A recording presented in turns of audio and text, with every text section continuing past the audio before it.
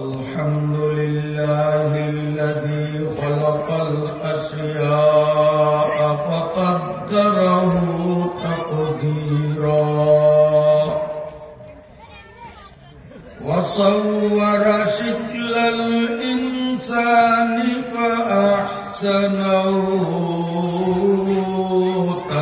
تصويرا ومنحه بالعقل فجعله سميعا بصيرا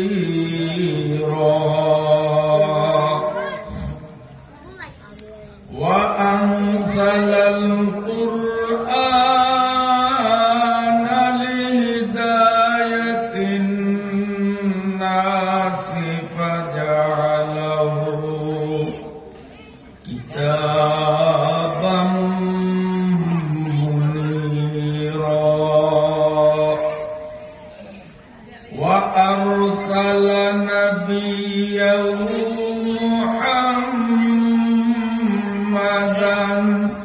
إلى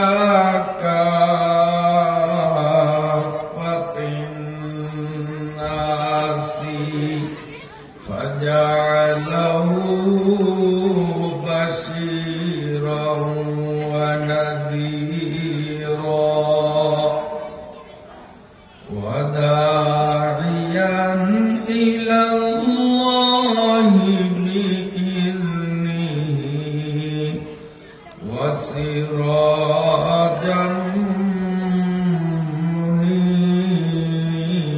منيرا صلى الله تعالى عليه وعلى آله وأهل بيته وأصحابه وأتباعه الذين طهرهم الله من الرجس والشرك فطهرهم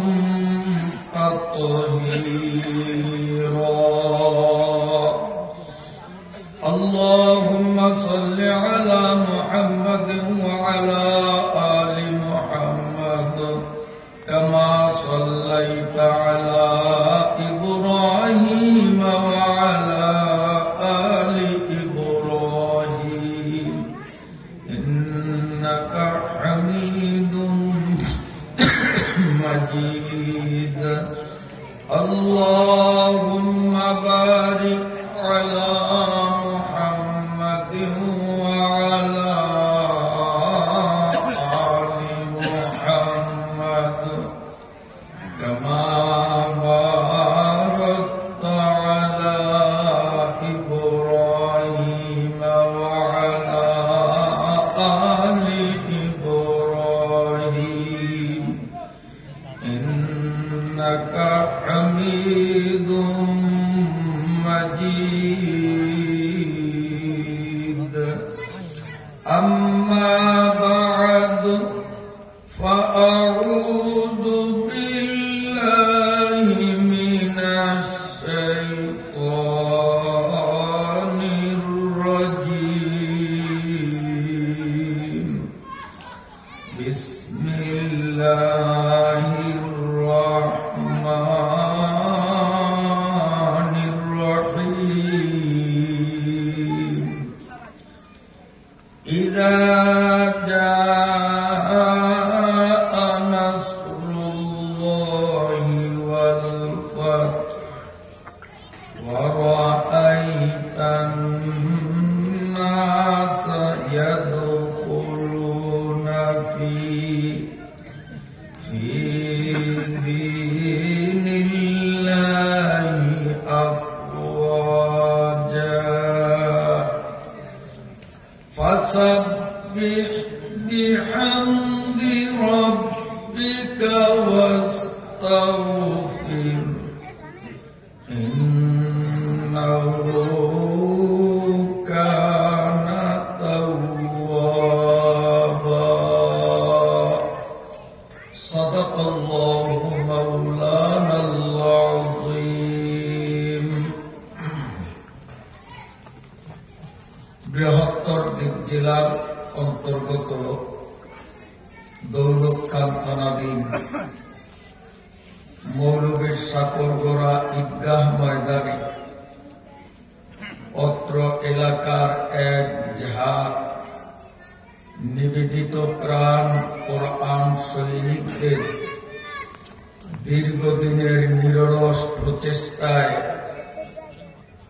এলাকার সর্বস্তরের কোরআন প্রেমিক ধর্মপ্রাণ সর্বস্তরের মুসলমানদের সার্বিক সহযোগিতা ও অর্থায়নে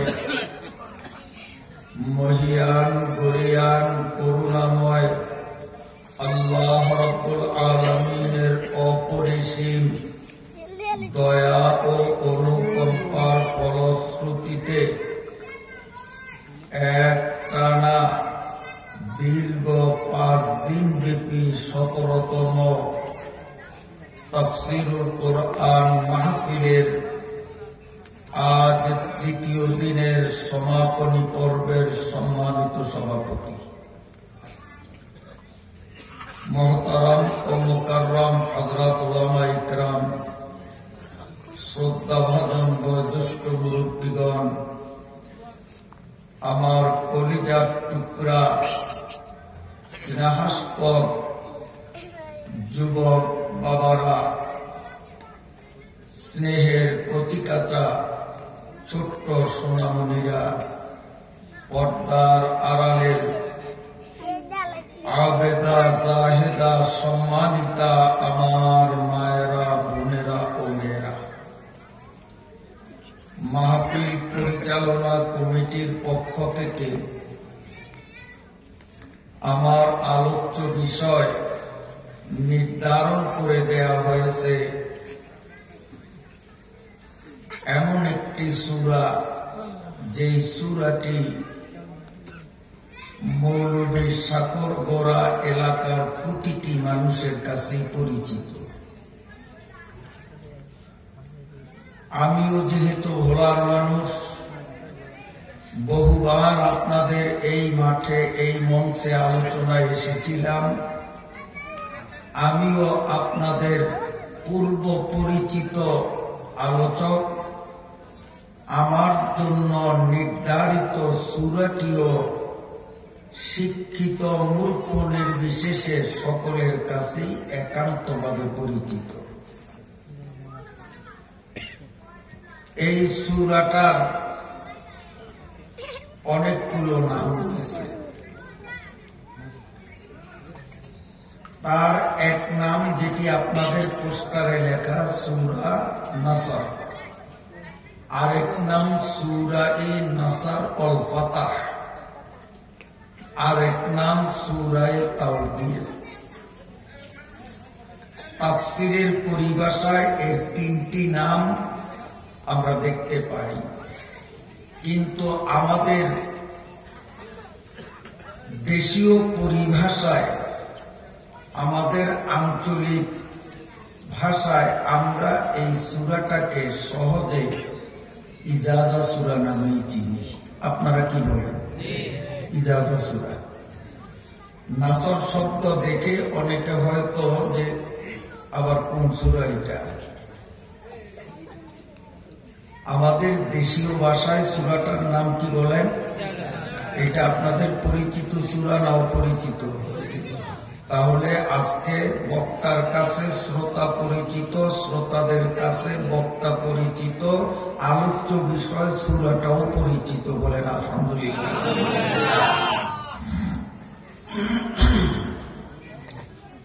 আল্লাহ রাব্বুল আলামিন যদি তৌফিক দান করেন, ইজাজা সূরার শাব্দিক অর্থ সহ প্রাসঙ্গিক ব্যাখ্যামূলক আলোচনা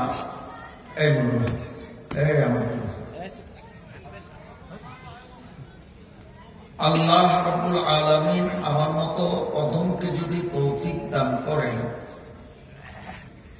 অত্যন্ত চমকপ্রদ নিত্যদিনের প্রয়োজনীয় অতীব গুরুত্বপূর্ণ আলোচনা এই সূরার আলোকে উপস্থাপন করার চেষ্টা করব ইনশাআল্লাহ। আজকের কনকনে শীতের তীব্রতাকে উপেক্ষা করেও আলহামদুলিল্লাহ অনেক লোক আপনারা সমবেত হয়েছেন। আজকের শীতের তীব্রতা দেখে আমি ভেবেছিলাম যে হয়তো ময়দানের এক কোণাও ভরে কিনা সন্দেহ। আলহামদুলিল্লাহ আমি মঞ্চে আসার আগেই দেখি আমার ধারণা ডিঙ্গিয়ে আপনারা সন্তোষজনক হারে ময়দানে উপস্থিত হয়ে গেছেন।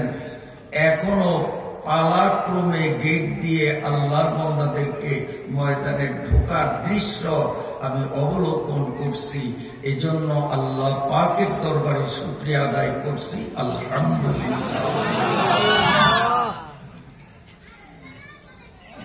আমার আগে এশার নামাজের পর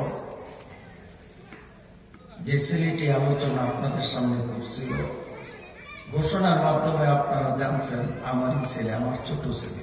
আলহামদুলিল্লাহ ও দাওরা পাস করছে, মাওলানা হয়েছে আরো 3 বছর আগে।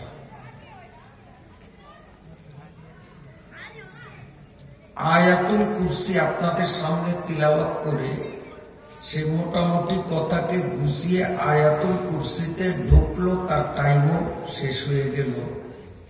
যদি ইন্তেজামিয়া কমিটির পক্ষ থেকে আমাকে সূরা নির্ধারণ করে দেয়া না হতো, তাহলে আমার ছেলে যেখানে রেখে গেছে ওখান থেকে সামনে যেতাম। আমার ব্যক্তিগত সিদ্ধান্ত ছিল এটি।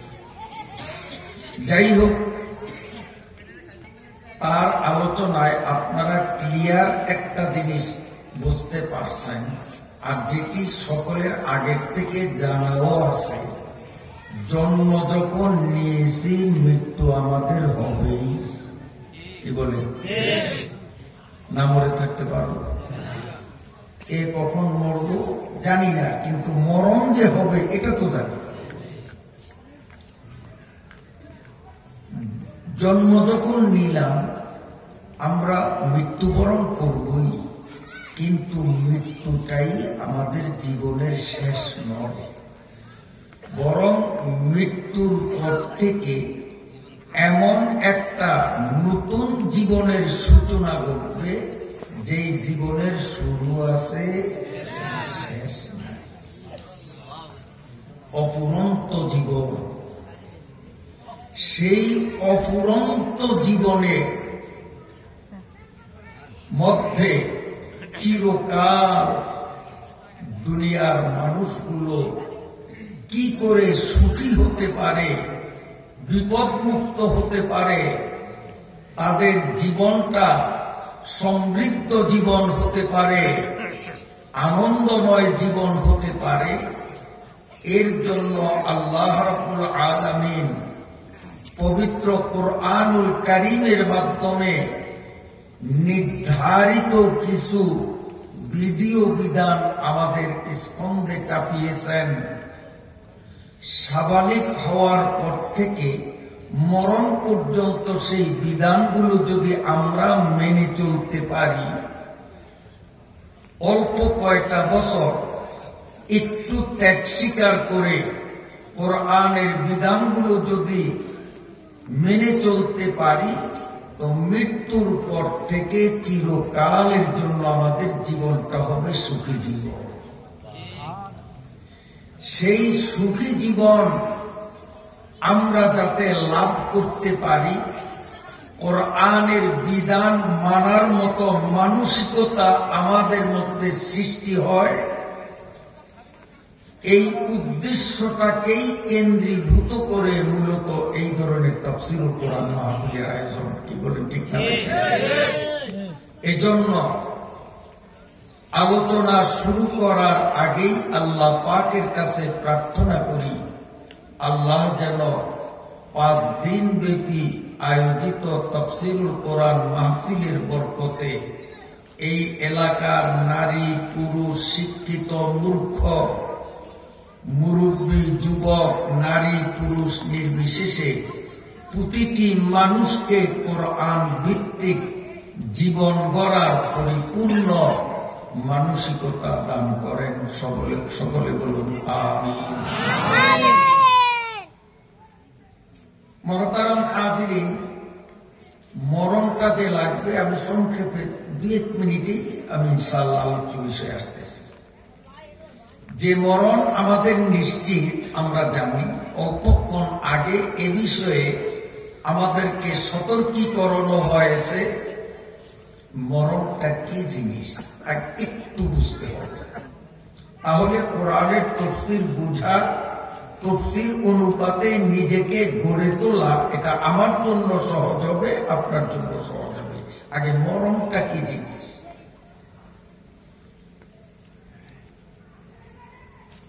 মানুষের মৃত্যু কার্যকর করার জন্য দায়িত্বপ্রাপ্ত ফেরেশতা যিনি, তাদের সেই সকল ফেরেশতাদের কমান্ডার যিনি, হেড অব দ্য ডিপার্টমেন্ট, তার নাম হল মালাকুল মউত আজরাইল। এই নামটা জীবনে শুনছেননি আপনারা? কি নাম? আজরাইল। এই আজরাইল একদিন নবীজির সামনে হাজির, এসে বলতেছেন, ইয়া রাসূলুল্লাহ, আমি আজরাইল এমন একজন ফেরেশতা, দয়া, মায়া, মমতা, স্নেহ, ভালোবাসা, আদর কি জিনিস এটি আমি বুঝি না। আল্লাহর সৃষ্টির মধ্যে আমার চেয়ে নিষ্ঠুর, আমার চেয়ে নির্দয়, আমার চেয়ে কঠিন হৃদয়ের কোন সৃষ্টি আল্লাহ তাআলা তৈরি করেন নাই।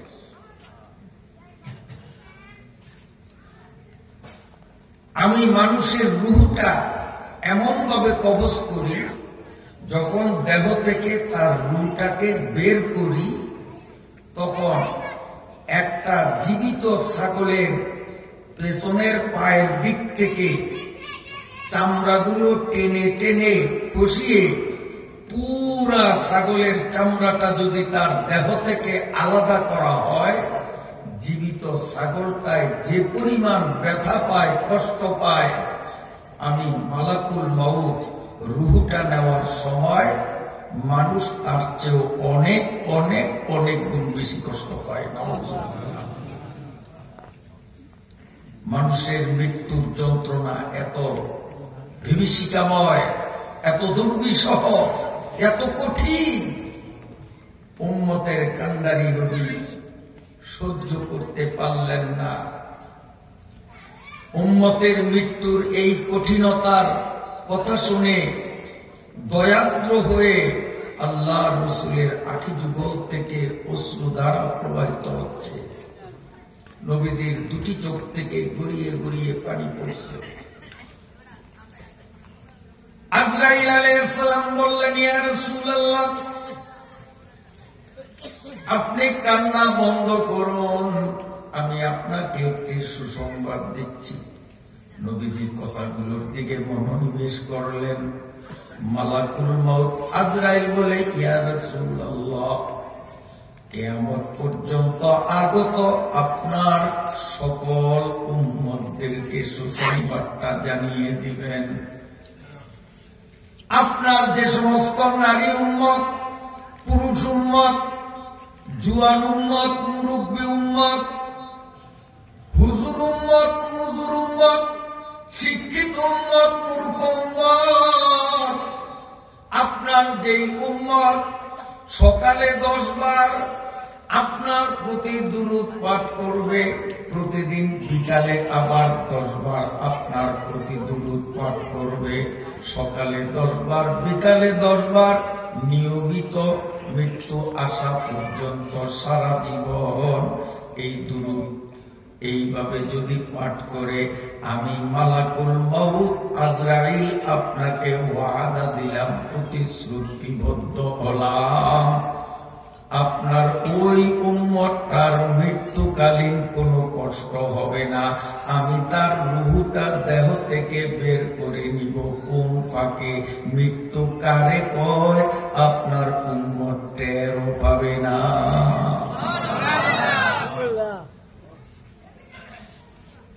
মৃত্যু কি জিনিস এটা বুঝবেই না।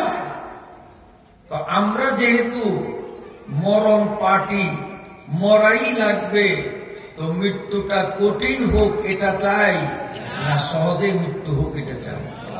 তো সহজে মৃত্যু যদি হোক এটা চাই, তো আমাদের এই ঔষধ 2 বেলা সেবন করতে হবে। সকালে 10 ফোঁটা, বিকালে আবার 10 ফোঁটা। হোমিওপ্যাথিক ওষুধ ফোঁটা ফোঁটা খায় না। এখনো যেহেতু সন্ধ্যা, রাত বেশি না, আমার ঘড়িতে প্রায় 8:30টার মতো বাজতেছে, তো এখনো সন্ধ্যা বিকাল। কাজে আসেন আমরা আজ থেকে ঔষধ সেবন শুরু করি, 10 বার করি।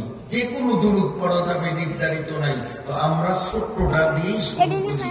বলেন সাল্লাল্লাহু আলাইহি ওয়াসাল্লাম, সাল্লাল্লাহু আলাইহি ওয়াসাল্লাম, সাল্লাল্লাহু আলাইহি ওয়াসাল্লাম, সাল্লাল্লাহু আলাইহি ওয়াসাল্লাম, সাল্লাল্লাহু আলাইহি ওয়াসাল্লাম, সাল্লাল্লাহু আলাইহি ওয়াসাল্লাম, সাল্লাল্লাহু আলাইহি ওয়াসাল্লাম, সাল্লাল্লাহু আলাইহি ওয়াসাল্লাম, সাল্লাল্লাহু আলাইহি ওয়াসাল্লাম, সাল্লাল্লাহু আলাইহি ওয়াসাল্লাম। বেশি সময় লাগছে? আজকে সন্ধ্যা থেকে আমাদের স্টার্ট হয়ে গেল। আগামীকাল সকালে ফজরের পরেও আমরা ইনশাআল্লাহ পূর্ব নিয়ত করতে পারি সবাই। শীতের মধ্যে হাত জাগানো লাগবে না, কারণ এই গরম চাদরের নিচ থেকে হাত জাগাইলে একটু কষ্ট হবে, এটা আমি বুঝি না যে তা না। কাজে হাত উঠানোর দরকার নাই। কি বলেন, দিলে দিলে নিয়ত করতে পারি আমরা সবাই? জোয়ান বাবারা তোমরা কি বলো? এই এলাকায় জোয়ানদের তো মরণ হয় নাই মনে হয়, বিগত দিনে সব বুড়িয়ারাই মরছে, জোয়ান মরছে 2-1টা। তো তুমি যে যৌবন কালে মরবা না এমন কি গ্যারান্টি তোমার আছে?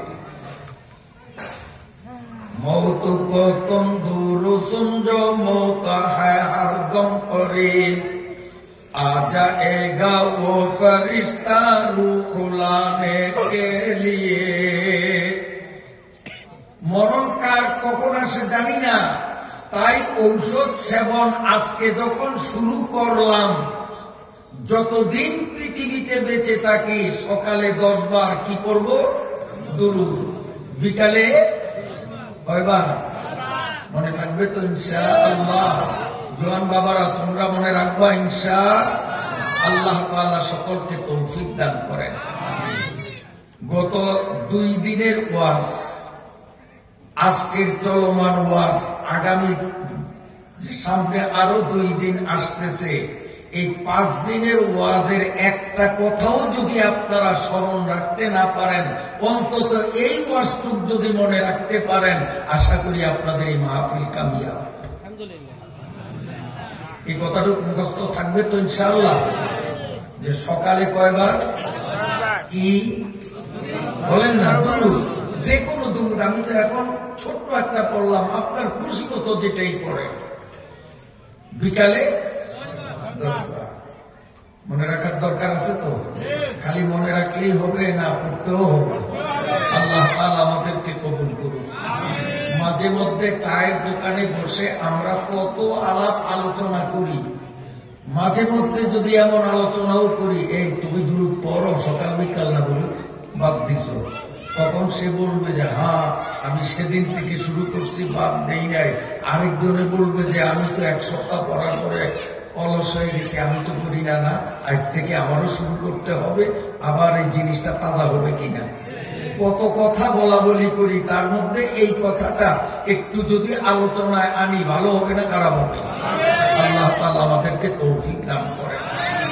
আসুন, ইন্তেজামিয়া কমিটির পক্ষ থেকে আমাকে যে সূরাটি দিয়েছে, পোস্টারে সূরাটার নাম লেখা সূরায়ে নসর, আর আমি আমাদের দেশীয় ভাষায় সূরাটির নাম বললাম শীত বেশি, ওয়াজ তাড়াতাড়ি ছাড়তে হবে, বেশি লেট করা যাবে না। এই জন্য সব আমার কাঁধে ছাইরা দিয়েন না, ভাগাভাগি কইরা কিছু আমি কিছু আপনারা সবাই মিলে জুলে যদি করি তো পাল্লাটা তাড়াতাড়ি হয়ে যাবে। এই জন্য মাঝে মধ্যে আপনারও কিছু আগে আসবেন। সূরাটার নাম কি? পবিত্র কোরআনুল কারীমের মধ্যে সর্বমোট সূরার সংখ্যা 114টা। সিরিয়ালে এই ইজাজা সূরা 110 নম্বরে। সিরিয়ালে কয় নম্বরে? 110 নম্বরে। পবিত্র কোরআনুল কারীমের পূর্ণাঙ্গ সূরা এট এ টাইমে নাযিল হয়েছে 2টা, আর 112টা সূরা সেগুলা একত্রে এট এ টাইমে নাযিল হয় না, অংশ বিশেষ। আজকে কিছু অংশ, 6 মাস পরে কিছু অংশ, 9 মাস পরে কিছু অংশ, এইভাবে সব মিলে সূরাটা পূর্ণাঙ্গ রূপ ধারণ করছে। কিন্তু কেবলমাত্র 2টা সূরা পূর্ণাঙ্গ রূপে এট এ টাইমে নাযিল হয়েছে। একটা সূরা মক্কি আর একটা সূরা মাদানী। মক্কি সূরা বলা হয় নবীজির হিজরতের পূর্বে যেগুলো নাযিল হয়েছে, মাদানী বলা হয় নবীজির হিজরতের পরে যে সমস্ত সূরা বা আয়াত নাযিল হয়েছে। নাযিলের স্থান যেখানেই হোক না কেন, হিজরতের পরে নবীজি মক্কা ছেড়ে মদিনায় হিজরত করেছেন, এরপরে মক্কায় আসছেন, ওই মক্কার জমিনে আয়াত নাযিল হইছে, এইটাকেও মাদানী আয়াত বলা হবে, মাদানী সূরা বলা হবে, কারণ এটা হিজরতের পরে। এখন ইজাজা সূরাটা কোন মাটিতে নাযিল হলো, হিজরতের পরে নাযিল হয়েছে, এ ব্যাপারে দুনিয়ার সমস্ত মুফাসসিররা একমত যে সূরাটা হিজরতের পরে নাযিল। এই হিসাবে সূরাটা মক্কি না মাদানী? মাদানী। এখন সূরাটা নাযিলের স্থান কোথায়, এটা নিয়ে 2টা ভিন্ন ভিন্ন অভিমত তাফসীরের কিতাবে পাওয়া যায়। কারো মতে, বাচ্চারা কথা বুঝ না, মনুরা খুব পাশে দ্বারা কথা না, গুণা হবে, হয়তো ভিতরে ঢুকো, নইলে বাড়ি যেয়ে ঘুমাও, এখানে কথা বলিও না। খুব খেয়ালে শোনেন, এই সূরার মধ্যে আমাদের বাড়ি নেওয়ার মতো অনেক সবক আছে ইনশাআল্লাহ। কেউ বলেন এই সূরাটা নবীজি মদিনায় হিজরত করে যখন মদিনায় ছিলেন, মদিনার মাটিতেই নাযিল হয়েছে। আবার কারো কারো মতে মদিনা শরীফ থেকে নবীজি হজ করার জন্য, যেটাকে আমরা হজ্জাতুল বিদা বলি, নবীজি জীবনে হজ করছেন কেবল একবার, বেশি করার টাইম পান নাই, সুযোগ পাননি, একবার। এই হজটাকেই ইতিহাসের পাতায় হজ্জাতুল বিদা বলা হয়। এই হজ্জাতুল বিদায় আল্লাহর নবী আরফার ময়দানে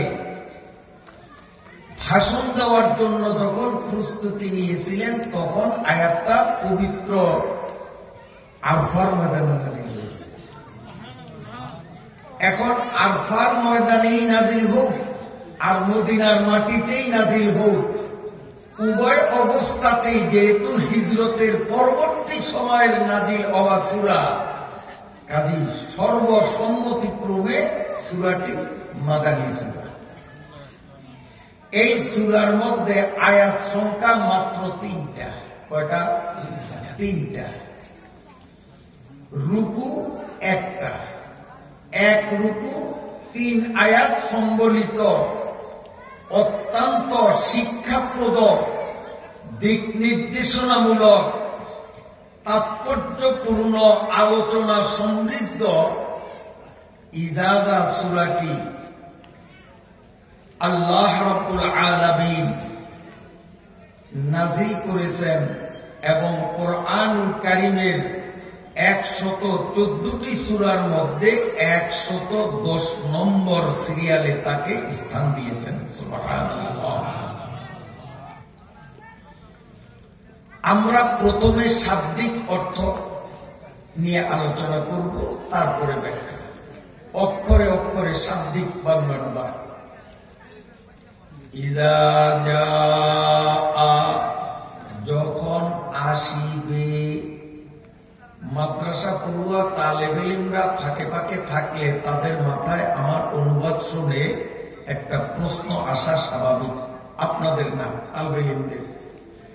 কারণ তালেবে ইলমরা আরবি ব্যাকরণে পড়ছে যে আরবি ব্যাকরণে ক্রিয়াপদগুলো কয়েক শ্রেণীতে বিভক্ত, তার মধ্যে একটা হলো অতীতকাল জ্ঞাপক, আরেকটা ভবিষ্যৎকাল জ্ঞাপক। এটা বাংলা গ্রামারেও আছে, ইংরেজি গ্রামারেও আছে। তো যা এটা তো অতীতকাল জ্ঞাপক, তাহলে তো আমার অর্থ করার প্রয়োজন ছিল ইজা, যখন, যা আসিয়াছে। আসিয়াছে অতীতকাল, কিন্তু আমি অনুবাদ আসিয়াছে না করে আসিবে ভবিষ্যৎকালের অর্থ করলাম। কেন? তালেবে ইলমদের উদ্দেশ্যে বলবো, তোমরা আরবি ব্যাকরণের কিতাবে দেখবা ইজ এবং ইজা দুটি শব্দ। ইজ এটাকে আরবি অভিধানে তৈরি করেছে শুধু অতীতকাল বুঝানোর, যে সমস্ত ক্রিয়াপদ আছে তার শুরুতে ব্যবহারের জন্য। আর ইজা শব্দটাকে তৈরি করেছে শুধুমাত্র ভবিষ্যৎকাল জ্ঞাপক ক্রিয়াপদ বুঝানোর জন্য। এই ইজা শব্দটা অতীতকাল জ্ঞাপক ক্রিয়ার শুরুতে আসলে ইজার ঝালে ওই ক্রিয়াটা আর অতীতকালের অর্থ দেওয়ার সক্ষমতা রাখে না, তখন ইজার ছাপে কইরা সেই অতীতকাল জ্ঞাপক ক্রিয়া ভবিষ্যৎকালের অর্থ দিতে বাধ্য হয়। এটা গ্রামারের বিধান। যা আসিয়াছে, এটার ভবিষ্যৎকাল জ্ঞাপক ক্রিয়া হলো ইয়াজিউ, আসিবে। কিন্তু ইজার ধাক্কায় যা আর যা রইল না, দেখতে যা হইল অর্থ হবে ইয়াজিউ, ভবিষ্যৎকাল জ্ঞাপকের। ঠিক না? এই জন্য আমি যা মাজির সিগা অর্থ করলাম মুস্তাকবিলের। তালেবে ইলমদের উপকারের জন্য বললাম, হইলে ওদের মাথার মধ্যে আবার বুঝাবুঝি করতো। আপনাকে ওই গ্রামার বোঝার দরকারও নাই, আর সেই গ্রামার নিয়ে আমি আলোচনা করব না। ইযা জাআ নাসরুল্লাহি ওয়াল ফাতহ, যখন সাহায্য এবং বিজয় আসবে। ওয়ারাইতান নাসা ইয়াদখুলুনা ফি দীনিল্লাহি আফওয়াজা, ও নবী আপনি দেখবেন চতুর্দিক থেকে দলে দলে মানুষ ইসলামের সুশীতল ছায়ায় এসে ভিড় জমা। ফাসাব্বিহ বিহামদি রাব্বিকা ওয়াস্তাগফির, তখন আপনি আল্লাহর তাসবিহ পাঠ করবেন, সুবহানাল্লাহ বলবেন, আলহামদুলিল্লাহ বলবেন, ওয়াস্তাগফিরহু এবং আস্তাগফিরুল্লাহ মিন কুল্লি যামবি ওয়া আতুবু ইলাইহি, এই দোয়াটা বেশি বেশি পাঠ করবেন। এ হলো ইজাজা সূরার মোটামুটি বাংলা অর্থ। এবার দেখা, তো ইজা জাআ নাসরুল্লাহি ওয়াল ফাতহ, এখানে দুটি শব্দ। নসর শব্দের অর্থ সাহায্য, নসর শব্দের অর্থ বিজয়। তার পরবর্তী শব্দ আল ফাতাহ, এই ফাতাহ অর্থ বিজয়। যদি নাসরুনের অর্থ আমরা 1 নম্বর অর্থ ধরি, তো আয়াতের অর্থ দাঁড়াবে যখন সাহায্য ও বিজয় আসবে। যখন সাহায্য ও বিজয় আসবে। আর যদি ফাতার অর্থ বিজয়, নসরের অর্থ বিজয় ধরি, তখন আতফুল মুরাদিফ আলাল মুরাদিফ, যেহেতু এটার অর্থ যা এটার অর্থ তা, নাসার মানিও বিজয়, ফতার মানিও বিজয়, সম অর্থবোধক দুই শব্দকে যখন অব্যয় দ্বারা যখন মিলিত করা হয়, আপনাগুলি আবার ভাবি বুঝবো না, কারণ শুধু তো এখানে তাল মেলেন না। আমি ভাষা এমন ব্যবহার করব যাতে আলেম, তালেবে ইলম, সাধারণ পাবলিক, স্কুল পড়ুয়া সবাই যাতে বিষয়টা বুঝতে পারে। এই জন্য আমি শব্দ চয়ন সেইভাবেই করব। ওই ব্যাকরণের পারিভাষিক শব্দগুলো যদি ব্যবহার করি তো আপনারা বুঝবেন, কিন্তু অনেকে হা করে থাকবে যে হুজুর কি করে বুঝি না। এই যে হুজুরে আমার সামন দিচ্ছে হরবে আত্মগুলি আপনারা কি বুঝবেন, এই জন্য আমি হরবে আত্মগুলো লিখি। কারণ আমরা যাদের নিয়ে কথা বলি তাদের মেধা, তাদের বুঝার ক্যাপাসিটি, এটাকে প্রাধান্য দিতে হবে। কি বলেন, ঠিক কিনা? এই জন্য শুধু আলেমদের মজলিসে কথা বলি, আলোচনার ধরন হয় তখন একরকম।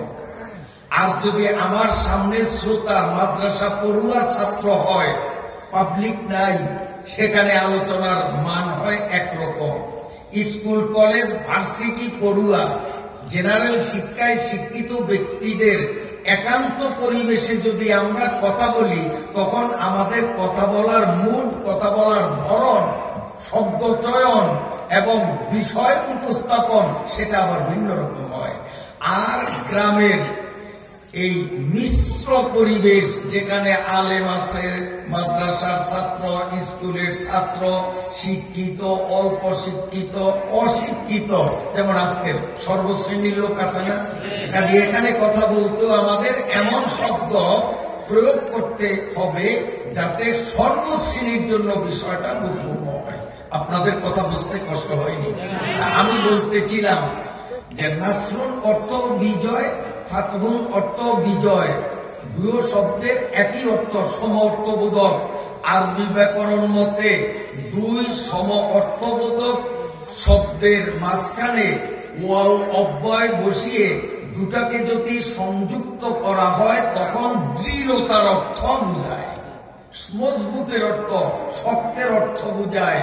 এই দৃষ্টিকোণ থেকে ইযা জাআ নাসরুল্লাহি ওয়াল ফাতহুর অর্থ দাঁড়াবে, ও মুসলমান, যদিও এখন তোমাদের পায়ের তলে মাটি নাই, যদিও তোমাদের ঘর বাড়ি নাই, নিজস্ব ভিটা বাড়ি, ব্যবসা প্রতিষ্ঠান সব মক্কায় ফেলে রেখে উদ্বাস্ত হয়ে মদিনায় অসহায়ত্বের জীবন যাপন করতেছ, কিন্তু তোমাদের বিজয়, তোমাদের সফলতা, তোমাদের জিত আসবেই আসবে, এতে কোনো সন্দেহ নাই। তাহলে এই আয়াতটা যখন নাজিল হয় তখন মুসলমানদের ঘর বাড়িও ছিল না, মুসলমানদের জায়গা জমি ছিল না, কারণ সব তো মক্কায় কাফেরদের অত্যাচারে।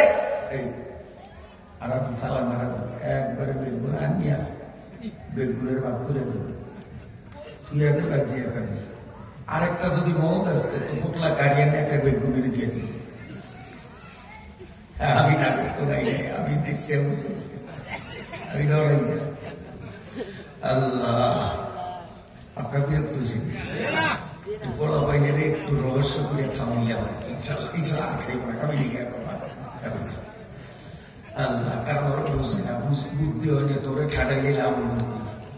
অনেক মা বাবা আছে, খেয়াল করে, ছোট্ট অবুঝ সন্তান, মা আর বাবা অদক্ষ হওয়ার কারণে ওই বাচ্চাদের কালে থাপ্পড় দেয় শাসনের জন্য, আবার কেউ মাথায় এইভাবে আঘাত করে, এটারে আমরা কেউ ঠোক না, আপনারা কি কোন জানি না, হারাম হারাম আরাম আরাম আরাম। কোন মানুষের গালে থাপ্পড় দিতে পারবেন না, বাবা তার সন্তানের গালে, স্বামী তার স্ত্রীর গালে, শিক্ষক তার ছাত্র ছাত্রীর গালে, গৃহস্থ চোরের গালে থাপ্পড় দেওয়ার অধিকার ইসলাম আমাদেরকে দেয় নাই। কেন দেয় নাই? সেই ওয়ার্ড যদি করতে যাই তো ইজাজা থেকে দূরে চলে যাবো। যদি সাবজেক্ট নির্ধারণ না করত ওয়াজ মাহফিল হতো তাহলে যেমনে খুশি অমনে যেতে পারতাম, কিন্তু এখন লিমিটেশনের মধ্যে আমাকে থাকতে হবে। মূল মাসআলাটা জানিয়ে দিলাম, কখনো কাউকে শাসনের উদ্দেশ্যে মাথায় গালে থাপ্পড় দেওয়া যাবে না, কবিরা গুনাহ হবে, সাংঘাতিক গুনাহ হবে।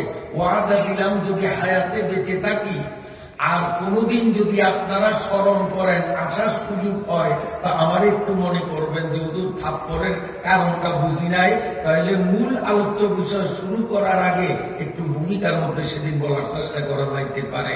আর যদি মইরা যাই অথবা বেঁচে থাকবো কিন্তু আপনারা আমাকে ভুলে যান, অথবা আমি আপনাদেরকে ভুলে যাই, আসা সম্ভব না হয়, তাইলে আলোচনা যা করছি তাই তো শেষ, আর বাড়ানো যাবে না ইনশাআল্লাহ। এজন্য বলছি পোলাপাইনকে কন্ট্রোল করার সবচেয়ে উত্তম পন্থা হলো আদর স্নেহ। ভয় ভীতি একবার দাঁত ফালিয়ে দিব, আসলে কিন্তু থাপ্পড়টা বুঝতে না, চোখ রঙ হয়ে যা, খুব কড়া দেখাইলেন পোলাপাইন ডরে সোজ হয়ে যাব। আপনি থাপ্পড় যদি লাগিয়ে দেন ওর ডর ভেঙে যাবে, ও আরো দুষ্ট হবে, চোর থেকে ডাকাইতে হবে। এই জন্য ছোট বাচ্চাদেরকে কখনো মেরে শাসন করা যায় না, ওদেরকে শাসন করতে হবে চোখ রাঙ্গানি দিয়ে, হামারি তুমারি করে, আবার আদর্শ হাত স্নেহ করে। কথাটা বুঝতে পারলাম? আসুন, তো ইজা জাআ নাসরুল্লাহ ওয়াল ফাতহ, আল্লাহ বলেন যখন বিজয় সফলতা আসবে। এই কথাটা কখন বলছেন? মুসলমানরা তখন মদিনায়। কোন অবস্থায়?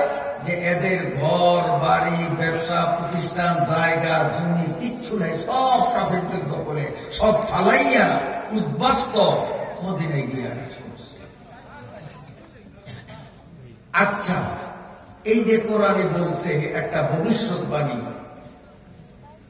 বিজয় মুসলমানদের হবে, মক্কা তাদের শাসনাধীন হবে, মক্কার কাফেররা পালাবে, এটা একটা ভবিষ্যৎবাণী। বাস্তবে তো এটা হয়নি মনে হয়। মক্কা বিজয় হয়েছে, আসলে হয়েছে, হ্যাঁ হয়েছে কেমনে? আল্লাহ রাসূল সাল্লাল্লাহু আলাইহি ওয়াসাল্লাম পবিত্র মদিনা নগরী থেকে 10,000 সাহাবীদের একটা ঢল নিয়ে যখন মক্কার দিকে রওনা দিয়েছেন, ওই 5 তারিখের মতো রান্দাবাদ খাইয়া যাওয়ারও সুযোগ পাই না, সব পালাইয়া গেছে। কোন রক্তপাত হয় নাই, মারামারি হয় নাই, খুনাখুনি হয় নাই, কাটাকাটি হয় নাই, কেবলমাত্র 10,000। অথচ মক্কার আবু জেহেল পার্টিরা কত 10,000 তাদের সৈনিক, অনেক বেশি না? আর ওরা মাত্র 10,000। অস্ত্র শস্ত্র তো মুসলমানদের কাছে ততটা পর্যাপ্ত ছিল না। ঠিক 5 তারিখেও কারা ডলা দিল? ছোট্ট পোলাপাই। এদের হাতে কোনো মরণাস্ত্র নাই, এদেরকে যারা ঠেক দিবে তাদের কাছে অত্যাধুনিক প্রযুক্তিতে তৈরি অত্যাধুনিক মানুষ মারার যন্ত্র 1 নয় 2 নয়, হাজার হাজার যন্ত্র প্রশিক্ষিত বাহিনীর হাতে বিদ্যমান। আর ইটের কণা হাতে নিয়ে খালি নাবালেক পোলাপাইনগুলো ডলা দিছে, রান্না ভাত খাওয়ার সময়ও কপালে জোটে না। বন্ধুরা আমার, আল্লাহ রাব্বুল আলামিন পবিত্র কোরআনুল কারীমের মধ্যে যতগুলো ভবিষ্যৎবাণী এই দুনিয়া সম্পর্কে করেছেন, ইতিহাস প্রমাণ করে অক্ষরে অক্ষরে প্রতিটি ভবিষ্যৎবাণী বাস্তবে রূপ নিয়েছে। যেমন মক্কা বিজয় সম্পর্কে ইজাজা সূরার মধ্যে ঘোষণা দেওয়া হয়েছে, সত্যি সত্যি মক্কা বিজয় হয়েছে, কাফেররা পলায়ন করেছে। এই কথা একবার বর্তমানে যেমন আমেরিকা হল পৃথিবীর মধ্যে সবচেয়ে বড় সেলা, শক্তিধর করলে এটা একটা সম্মানী শব্দ, আমেরিকার সম্মানী শব্দের সম্বোধন করা এটা আমি জ্ঞানের অপরিপক্কতা মনে করি। কারণ আমেরিকা পৃথিবীর মধ্যে সবচেয়ে বড় সন্ত্রাসী, সবচেয়ে বড় অসভ্য, সবচেয়ে বড় অমানুষ। ওর মধ্যে মানবতা নাই, যদিও মানবতার ফেরিওয়ালা বলে নিজেকে প্রচার করে। কোন দিক যাব, কথায় কথা আসে। আমাদের পার্শ্ববর্তী রাষ্ট্র ইন্ডিয়া ধর্ম নিরপেক্ষ মতবাদের দাবিদার, সংখ্যালঘু নির্যাতনের বিপক্ষে যাদের বড় বড় স্লোগান, সেই মোদি ভারতে সংখ্যালঘু মুসলিমদের উপরে কত নির্যাতন করতেছে গোটা বিশ্ব দেখেও না দেখার ভান করে আছে। আর এই মোদি চোরা এবং তার লেলিয়ে দেওয়া সাংবাদিকরা আমাদের বাংলাদেশের মান সম্মানকে খর্ব করার জন্য, আমাদের স্বাধীনতার উপরে কালিমা লেপার জন্য মানুষ রূপী জানোয়ার বিশ্ব মৃত্যু মোদি তার চ্যানেলগুলোতে প্রচার করে বাংলাদেশে নাকি সংখ্যালঘু হিন্দুরা মুসলমানের জ্বালায় ঘরবাড়িতে থাকতে পারে না। আসলে কি হিন্দুদেরকে, আপনাদের এই ধারে কাছে হিন্দু বাড়ি আসেনি? আপনারা কয়টা হিন্দু বাড়ি বাঁধছেন? তাড়াতাড়ি কয়টা বাঁধছেন? কয়টা বাঁধছেন? শুধু আপনাদের এই এলাকায় না, পুরা বাংলাদেশের মধ্যে কোন হিন্দুর উপরে আক্রমণ, কোন হিন্দুর উপরে ঘর বাড়িতে লুণ্ঠন, তাদের ব্যবসা প্রতিষ্ঠানে আঘাত, এমন কোন ঘটনা বাংলাদেশের কোথাও ঘটছে? আই ক্যান চ্যালেঞ্জ, আমি চ্যালেঞ্জ দিলাম মোদি সোরা, যদি পারস তো দেখা। বরঞ্চ আমরা মোদির চোখে আঙ্গুল দিয়ে দেখিয়ে দেব। বলবেন যে হুজুর আপনি মোদিকে কেমনে দেখাইবেন? মোদি কি এখানে আছেন? হ্যাঁ আছে। বলবেন কই? কারণ এখন গোটা দুনিয়া মুঠের মাধ্যমে, ওই যে দেখেন, এই যে দেখেন যন্ত্রগুলি ফিট করা, এই যন্ত্রগুলির মাধ্যমে আপনারা আমার বক্তব্য এখন যেমন সরাসরি শুনেন, এই যন্ত্রের মাধ্যমে আমার বক্তব্য মোদির কানেও পৌঁছতেছে, ওই জো বাইডেনের কানেও পৌঁছতেছে। তারপরে বিশ্ব সন্ত্রাসী খুনি নেতানিয়াহুর কানেও পৌঁছতেছে মিডিয়ার মাধ্যমে। অতএব আমি মোদির মতো চোরকে বলতেছি, বদমাইশ, আমাদের বাংলাদেশ নিয়ে তুই যে ষড়যন্ত্রে মেতে উঠেছ, তোর চোখে আঙ্গুল দিয়ে দেখিয়ে দেব। আয় আমাদের ভোলা পিটিআই সামনে, পিটিআই চিনেননি আপনারা? এই ভোলা মেইন রোডের পশ্চিম পাশে PTI primary teacher training institute, এর বিপরীত দিকে পূর্ব পাশে একটা বাসা আছে, একটা ঘর। সেইখানে বাবা, মা, ভাই, বোন চারজনে মিলে সংসার করে। কয়জন? বাবা, মা, ভাই, বোন। এই বোনটা, এই ফ্যামিলিটা হিন্দু ফ্যামিলি। আমি আবার ইজাজায় আসতেছি, একটু যেহেতু আসছে এবং সময়ের দাবি, এই কথাগুলো বলতে হবে মিডিয়ার মাধ্যমে, গোটা বিশ্বে কথাগুলো জানাতে হবে যে আমাদের দেশকে নিয়ে ভারত কতটা ষড়যন্ত্র করছে, অবাস্তব মিথ্যা তথ্য দিয়ে আমাদের বাংলাদেশের স্বাধীনতাকে বিনষ্ট করা, পৃথিবীর মধ্যে আমাদেরকে অপমানিত করার যে হীন প্রচেষ্টা চালায়, তার দাঁত ভাঙ্গা জবাব দেওয়া সময়ের দাবি আমাদের। কি বলেন? ঠিক না? এরা হিন্দু, চারজনের সংসার, চারজনের মধ্যে মেয়েটা হলো বড়, ছেলেটা হলো ছোট। এই মেয়েটা বিয়ে হয়েছে আপনাদের দৌলতখান উপজেলা নুরমিয়াহাট বাজারের কাছে। এই মেয়েটা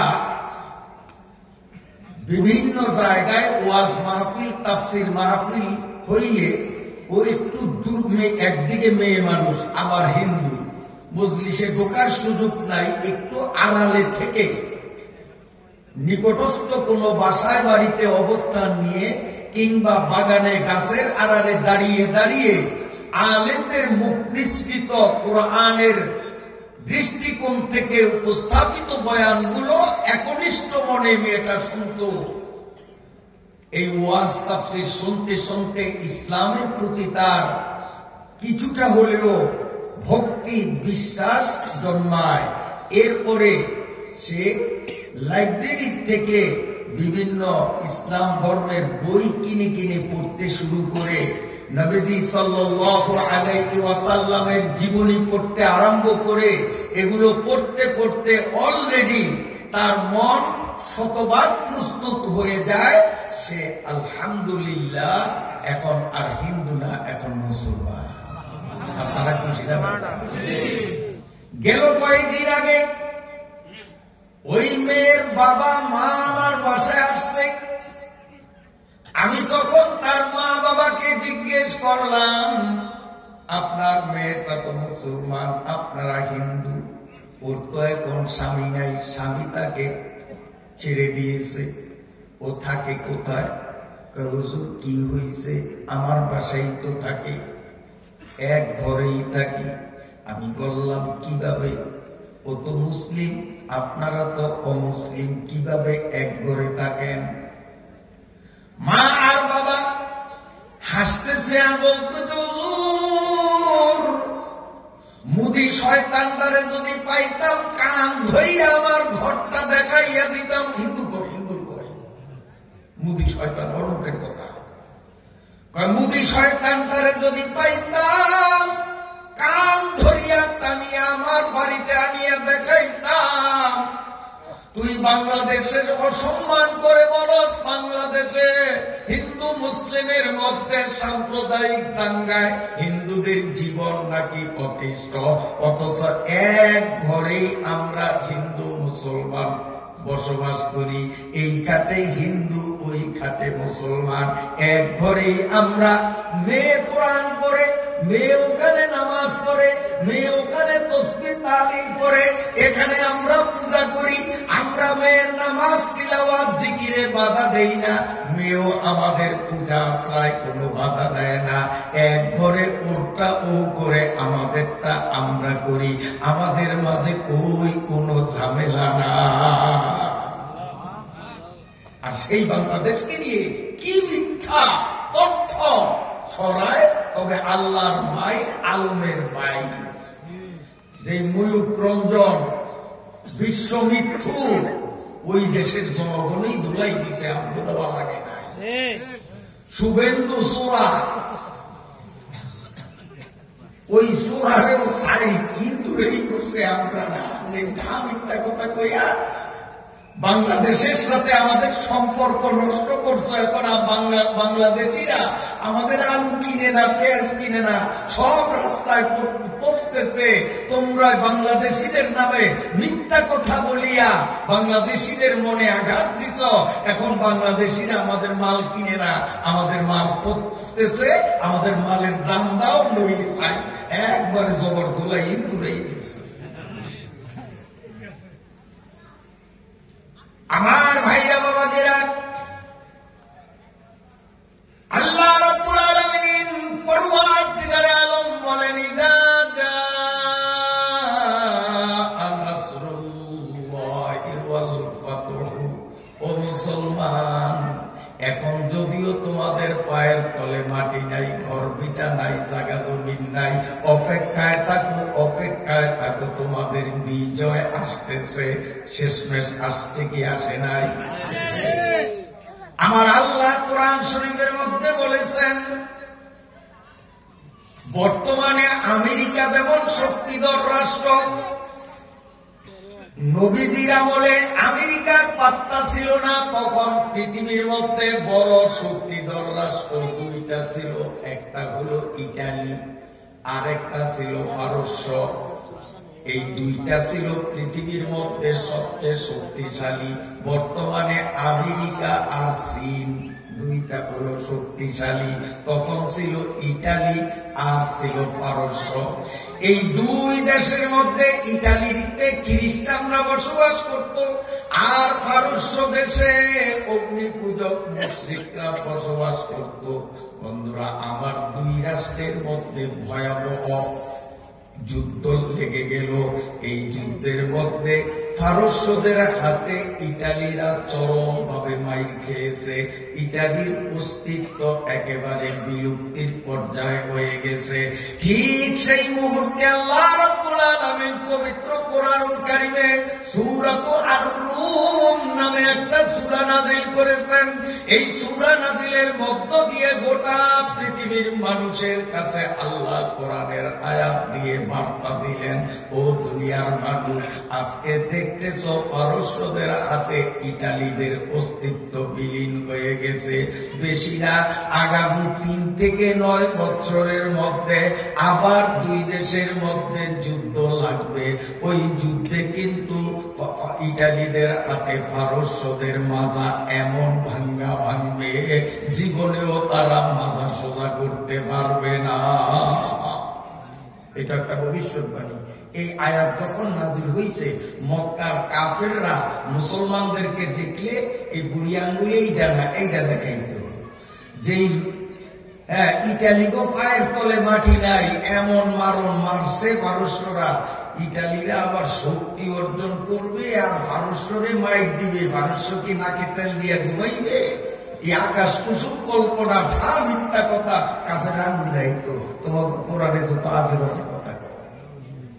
কিন্তু বন্ধুরা আমার, 1 বছর, 2 বছর, 3 বছর, 4 বছর, 5 বছর, 6 বছর, 7 বছর, 7টা বছর যখন কেটে গেল, 7ম বছরে কেমনে যেন গোটা পৃথিবীরে ফাঁকি দিয়ে ইটালিরা এমন বৃহৎ শক্তিতে বলিয়ান হয়ে গেল।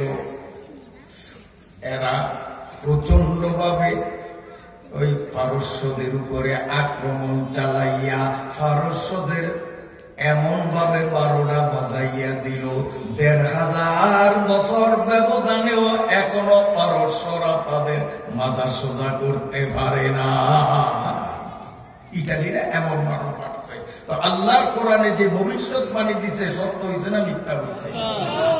এইরকম কয়টা বলবো? এই বস্তু জগৎ সম্পর্কে কোরআনুল কারীমে অনেকগুলো ভবিষ্যৎবাণী দেওয়া হয়েছে। একটা একটা করে প্রতিটা বাস্তব প্রমাণিত হয়েছে। অতএব এই কোরআনের মাধ্যমে আল্লাহ রাব্বুল আলামিন কবর সম্পর্কে, হাসর সম্পর্কে, জান্নাত জাহান্নাম পুলসিরাত সম্পর্কে যেই ভবিষ্যৎবাণীগুলো দিয়েছেন, এগুলো যখন সত্য প্রমাণিত হলো, 100তে 100 আগামীতে কবরের পর থেকে যা সামনে আছে সবগুলো সত্যই হবে। কারণ ভবিষ্যৎবাণী দুনিয়ায় মিথ্যা বলে একটাও যখন প্রমাণিত হলো না, তো কবর, মিজান, পুলসিরাত সম্পর্কে কোরআনে যেই তথ্য দেওয়া হয়েছে, ভবিষ্যৎবাণী করা হয়েছে, সেগুলো সত্য হবে না মিথ্যা হবে? কাল্পনিকটা বাস্তব।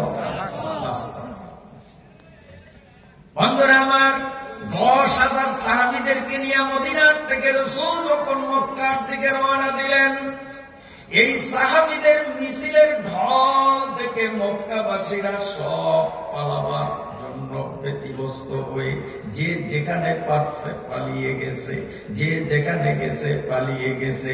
কোনো সংঘর্ষ নাই। বিনা যুদ্ধে মুসলমানরা বিজয় হয়ে হাজী সাহেবরা সফা মারওয়ায় তওয়াফ করেছেন।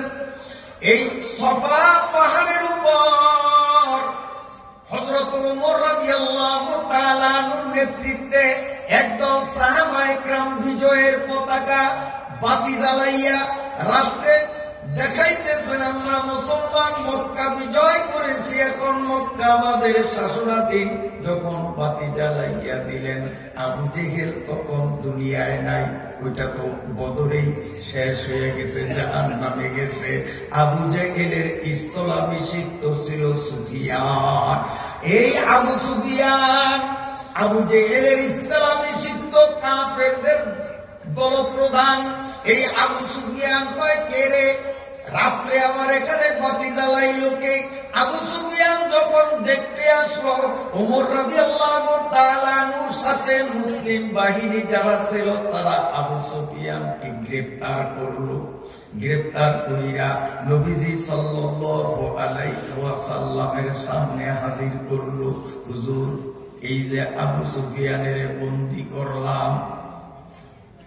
আবু সুফিয়ান বন্দী হইয়া আল্লাহর রাসূলের হাত ধরে বলে, নবী গো,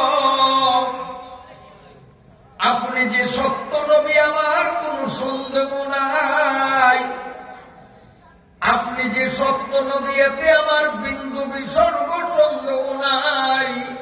আমি অকপট করে আপনার সামনে ঘোষণা দিয়া দিলাম, আশহাদু আল্লাহ ইলাহা ইল্লাল্লাহু ওয়া আশহাদু আন্না মুহাম্মাদান আবদুহু ওয়া রাসূলুহু। বন্ধুরা আমার, আবু সুফিয়ান এখন মুসলমান হয়ে গেলেন, নবীজির সাহাবী হয়ে গেলেন, মক্কা বিজয় হয়ে গেল। এখন কোন ব্যক্তি যদি বিজয় অর্জন করে, এই বিজয়টা ব্যক্তিগত হতে পারে, সামাজিক হতে পারে, আঞ্চলিক হতে পারে, জাতীয় পর্যায়ের হতে পারে। মনে করেন আপনার ইচ্ছা পোলাটারে এমএ পাস করাবেন, এটা মনে নিয়ম, অনেক কষ্ট করে তার পিছনে পয়সা ব্যয় করেন, আল্লাহর ফজলে পোলাটা এমএ পাস করছে, ফার্স্ট ক্লাস। এখন এটা আপনার বিজয় না পরাজয়? বিজয় না, সফলতা। এরপরে আপনার মনের ইচ্ছা, আমার পোলাটার যদি সচিবালয়ে চাকরি হইত, আল্লাহর ফজলে কিছুদিনের মধ্যে চাকরিও হয়ে গেছে। এখন আপনার বিজয় না পরাজয়? সফল না বিফল? এটা হলো ব্যক্তিগত বিজয়, আরেকটা হলো সামাজিক, আরেকটা হলো আঞ্চলিক, আরেকটা হলো জাতীয় পর্যায়ের বিজয়। আল্লাহ রাব্বুল আলামিন ইজাজা সূরার মাধ্যমে জানাইয়া দেন, ও দুনিয়ার মানুষরে, তোমার ব্যক্তিগত বিজয় আসুক অথবা সামাজিক বিজয় অর্জিত হোক, কিংবা তোমার আঞ্চলিক বিজয় যদি তোমরা লাভ করতে সক্ষম হও, অথবা জাতীয় বিজয় পুরা দেশকে নিয়ে যদি তোমরা জালিমদেরকে পরাজিত করে যদি সাফল্য মণ্ডিত হতে পারো, এই যে কোন প্রকারের বিজয় যদি তোমরা অর্জন করতে পারো, বিজয়ের পরে একটা উল্লাস করা লাগেনি? উল্লাস মানে আনন্দ করা লাগেনি? যেমন একজন মেম্বরিতে দাঁড়াইছে, যেমনি হোক পাস করছে, দিনের ভোট রাতে অথবা নিয়মতান্ত্রিক যেভাবেই হোক পাস করছে, উল্লাস করবে কিনা? একজন চেয়ারম্যান পাস করছে, উল্লাস করবে কিনা? আল্লাহ রাব্বুল আলামিন ইজাজা সূরার মাধ্যমে বিজয় অর্জনকারীদের উল্লাস করার পদ্ধতিটা কেমন হবে আমার আল্লাহ এখানে বলে দিয়েছেন।